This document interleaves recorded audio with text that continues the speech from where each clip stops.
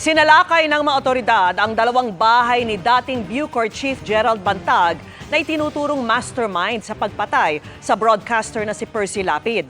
Walang inabutan sa bahay pero may natagpo ang bagong resibo, pati bala ng baril. Nakatutok si John Consulta. Sabay na sinalakay ng mga ahente ng NBI ang isang bahay sa Santa Rosa, Laguna at isang bahay sa Caloocan City para isilbi ang warrant of arrest kay dating Bureau of Corrections Director General Gerald Bantag. Sa bahay sa Laguna, kinailangan pa ng NBI na gumamit ng maso para mabuksan ang front door para maingat na mapasok ang bahay. NBI! NBI! Wake up! Move! NBI! Pagkalipas ng ilang minutong paghahanap, idineklarang walang tao sa loob ng bahay. Pero may nakitang mga gamit, kabilang ang 7 bala ng 9mm sa isa sa mga kwarto. Sarado kandado itong bahay na to na pinasok ng NBI NCR at Laguna District Office dito nga sa isang subdivision sa Laguna. Wala silang inabot tao dito pero ang isa sa mga kapansing-pansing nakita nila ay itong resibong ito kung saan ay makikita natin na ang petsa ay April 2. Ang ibig sabihin ay kamakailan lamang ay may taong pumasok sa bahay na ito.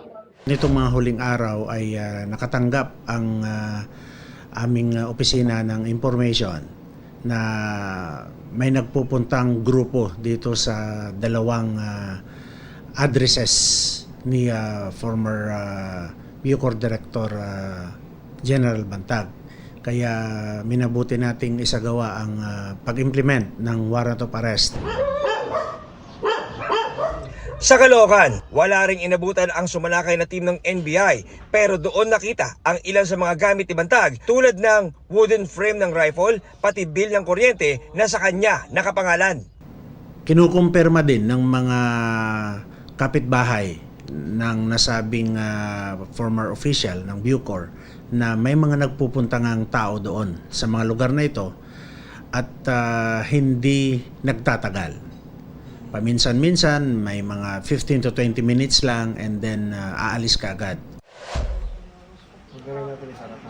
Sa huli ay nilagyan ng selyo ang pintuan ng mga bahay sa Santa Rosa at Caloocan at dinikitan ng poster ni Bantag kung saan nakasaad ang 2 milyong pisong reward sa sino man makapagbibigay ng impormasyon sa kanyang kinaroroonan. Kapalit ng nasabing reward ay umaasa tayo na makakatulong ang publiko sa agarang pagkakadakip ng nasabing former official ng Bureau of Corrections.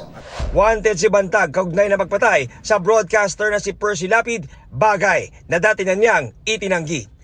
Para sa GMA Integrated News, John Consulta, nakatutok 24 oras.